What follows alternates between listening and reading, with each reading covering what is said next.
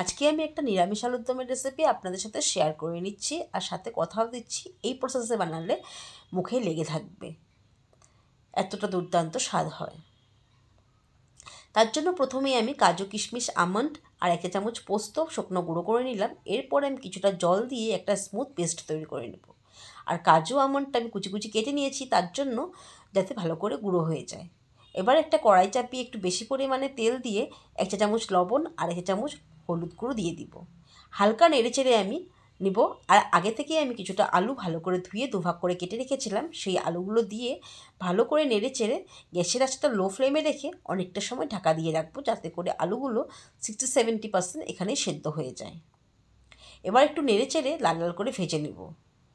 আলু ভাজা হয়ে গেছে, নামিয়ে নিচ্ছি। সেই কড়াইতে আমি একটু বেশি পরিমাণে তেল দিয়ে ফোড়নে গোটা গরম মশলা, শুকনো লঙ্কা, তেজপাতা দিয়ে দিব। আর গোটা গরম মশলাতে ছিল ছোটো এলাচ, বড় এলাচ, দারচিনি, লবঙ্গ। মশলা থেকে একটু ফ্লেভার চলে আসলে কিছুটা গুঁড়ো মশলা দিয়ে দিয়েছি, যেমন জিরে গুঁড়ো, ধনে গুঁড়ো, হলুদ গুঁড়ো আর ঝালের জন্য লঙ্কার গুঁড়ো। আর একটু জল দিয়ে হালকা নেড়ে চেড়ে আমি বাদামের পেস্টটা যে করেছিলাম সেই বাদামের পেস্টটা দিলাম। আর এবারে কিছুটা টক দইও দিয়ে দিব। টক দইটা আমি আগে থেকেই ফেটিয়ে রেখেছি।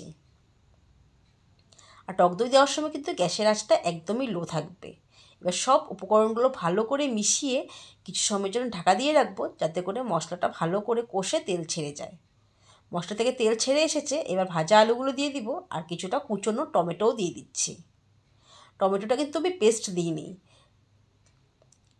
কুচনো টমেটো দিলে বেশি ভালো লাগে।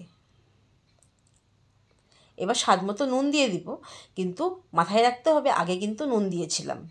এবারে আমি কিছুটা কড়াইশুঁটি দিয়ে সব উপকরণগুলো ভালো করে মিশিয়ে ঝোলের জন্য আমি জল দিয়ে দিব। আমি আলুর দমটা একদম গামাখা করেছিলাম, তাই আমি বেশি জল দিইনি, অল্পই জল দিয়েছিলাম। আর আলুটাও যাতে পুরো সিদ্ধ হয়ে যায়, তাই আমি কিছু সময়ের জন্য ঢাকা দিয়ে রাখবো।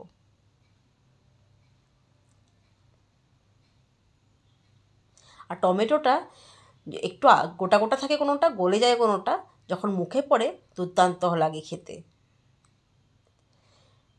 আর একটু চিনি দিয়ে দিচ্ছি এই জন্য, কারণ কি আমি টক দই আর টমেটো দুটোই টক জিনিস ইউজ করেছি, তাই টেস্টটা ব্যালেন্সের জন্য একটু চিনি দিলাম। এরপর একটু কসুরি মেথি দিয়ে ভালো করে নেড়ে চেড়ে একটু টাইম ফুটতে দেব, যাতে মশলা থেকে আবার একটু তেল ছেড়ে যায়। আর নামানোর আগে আমি কিছুটা কুচনো ধনেপাতাও দিয়ে দিব।